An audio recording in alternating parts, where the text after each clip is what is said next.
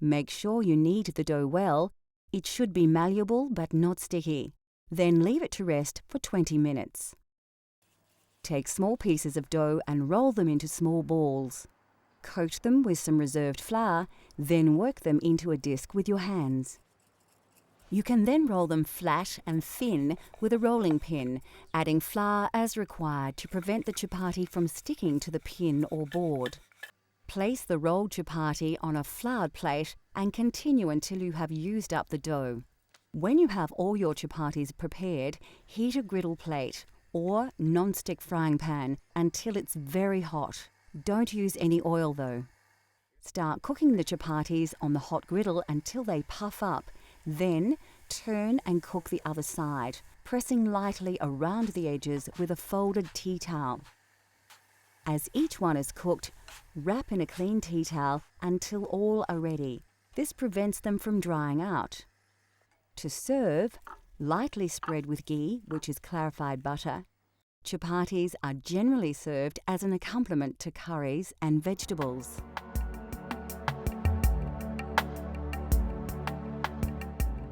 The southern region of Goa is famous for its fiery seafood curries, and this prawn curry is typical of the region.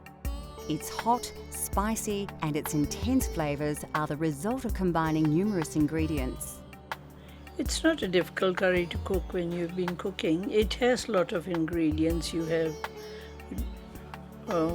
have whole spices that you use, and then you use the curry leaves, which are also from South India and Goa and that region.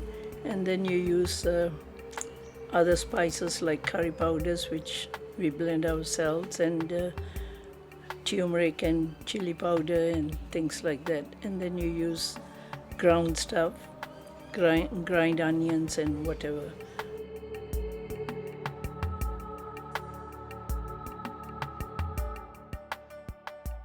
Like most curries, the secret is to start with a good curry paste. Combining these ingredients in an electric blender is a quick and simple way to make a great base for your curry. For those of you looking for a truly authentic Goan taste, liberally add more chili and vinegar to your curry paste.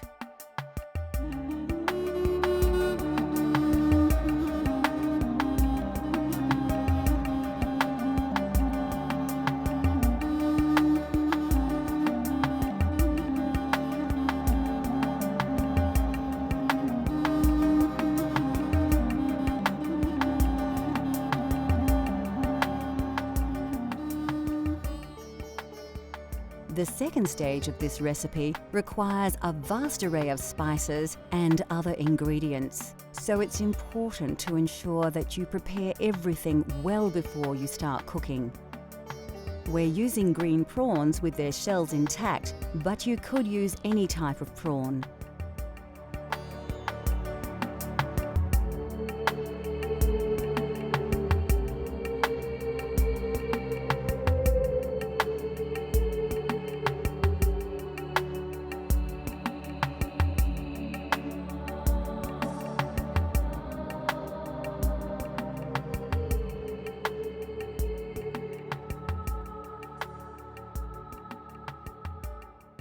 Goan prawn curry is usually enjoyed with basmati rice or eaten with breads such as chapati or naan.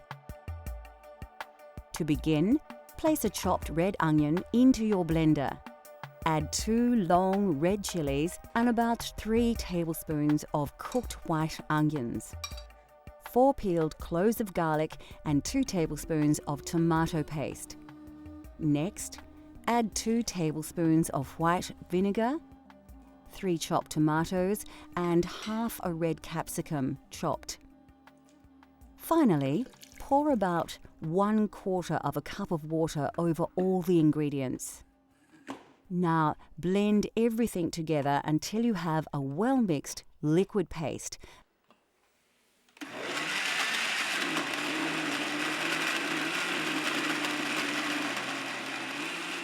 And put this to one side until later. To prepare the curry, heat some oil in a pan. Add your star anise, cardamom, cloves, cinnamon stick, fenugreek, and mustard seeds to the hot oil. Place a sprig of curry leaves and 2 diced onions into the pan, then stir well.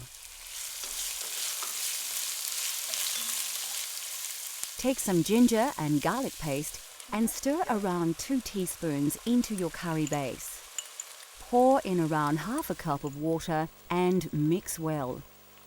Scoop a spicy mix of turmeric, curry, chili, and coriander powders onto your onion base. As they cook, these spices will release their aromas and their flavors will intensify. Season with a teaspoon of salt, then reduce the heat and mix the ingredients well to form a thick paste. Now is the time to add your blended curry paste to the saucepan. Mix it in well to allow all the flavors to combine. Cover and allow to simmer until the juices have cooked through. When ready, add a tablespoon of yogurt to the sauce, as well as 1 tablespoon of tamarind paste.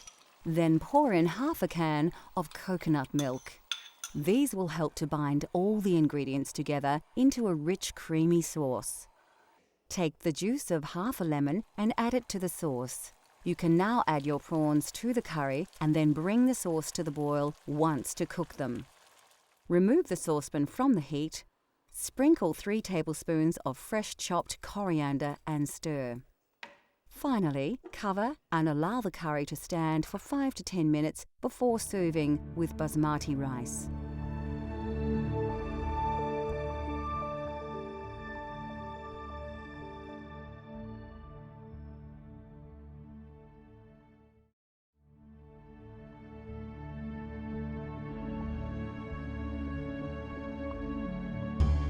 India produces more lentils than any other country in the world. These pulses are packed with high levels of protein as well as many essential minerals and vitamins. They are inexpensive, extremely nutritious, highly versatile and considered by many to be one of the healthiest food sources available. The most popular variety is Moong Dal. Commonly mixed with rice and sometimes with vegetables, these lentils form the basis of many very simple but healthy meals in India. They are so highly regarded by some Indian doctors that they are even prescribed to help with many stomach ailments. Black urd dal is very popular, especially across the north of the country. It forms the main ingredient of dal makhani, the most characteristic signature dish of the Punjab region. Made with cream and butter, the dish takes over 8 hours to prepare. Very tasty and nutritious, dal makhani is usually accompanied by rice or served with freshly cooked chapatis. The white variety are simply black urd dal with their intensely flavoured shells removed. These are often soaked and ground to make delicious donuts, which are very popular throughout India. In southern regions such as Kerala, cooks use tur dal to create sambar, a spicy soup made with vegetables and tamarind. These small split chickpeas are chana dal. They have a variety of uses, not least as an ingredient in the crispy papadam, a favourite accompaniment at most Indian restaurants around the world.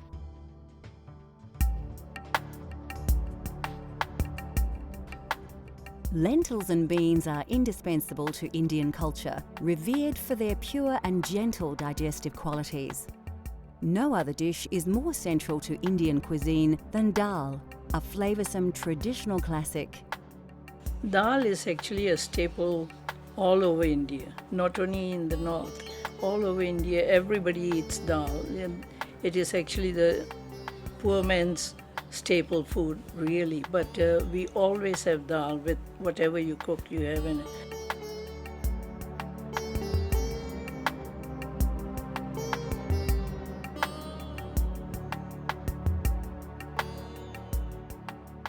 From north to south, dal in all its forms is central to Indian cuisine. Although dal seems like a simple dish, the preparation and complexity of its ingredients comes as a surprise to many.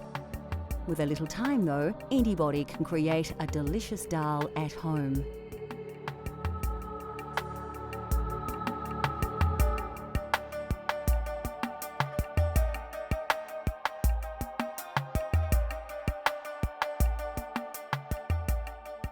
What gives this Punjabi masoor dal its amazing flavour is the traditional spice paste, bursting with a classic combination of spices that produce aromas that will transport your taste buds straight to India.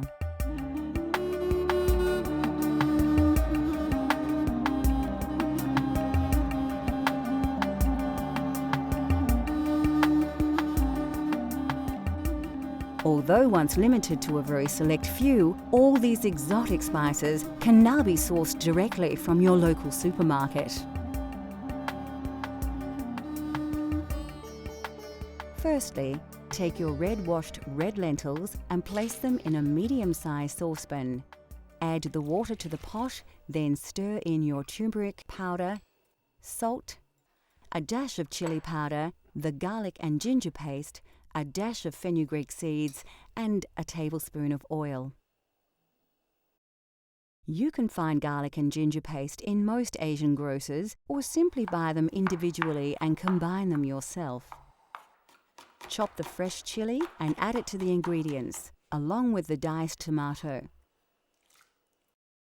Give it a good stir before placing on the stove to boil for about 15 minutes. This part of the preparation is very quick, and dal is a great dish to prepare if you're short on time. While the pot is bubbling away, you can prepare your spice paste. Finely chop 3 cloves of garlic and dice an onion. We're actually using the sweeter Spanish onion here. Put a small pan on the stove and heat up your vegetable oil until it begins to smoke. When the oil is hot, add a pinch of fenugreek seeds, cumin seeds, mustard seeds, curry leaves, and diced garlic. This all needs to be done quickly to avoid burning the ingredients while allowing the flavours to release into the hot oil. Add the diced onion and give your paste a stir, coating the oil over the onion. This will slow the cooking process, and now you can work a little less urgently. Next, add a couple of teaspoons of garlic and ginger paste, coriander powder, curry powder, and some chili powder if you like. You can reduce the chili if you prefer, cooking to your own tastes. Add a teaspoon of ghee and quickly stir it through the paste. The aromas should envelop you as the spices and butter mix in the hot pan.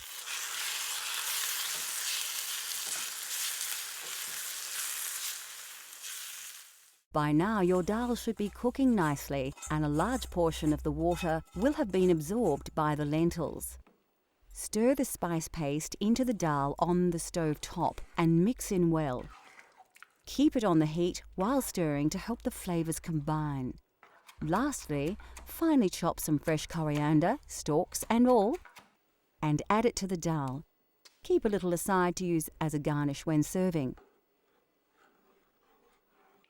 Now you too can prepare a traditional Punjabi masoor dal, a delicious, authentic vegetarian Indian dish, rich in flavours and good for you as well.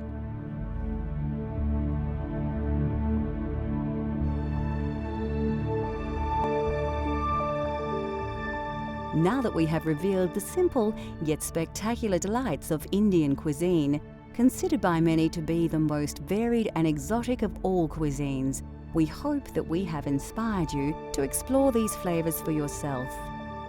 Cultural Flavours continues to explore the world and its cultures through the diversity of food. From India to Italy, Greece to Africa, let Cultural Flavours take you on a gastronomic journey so you can experience the tastes of the globe at home.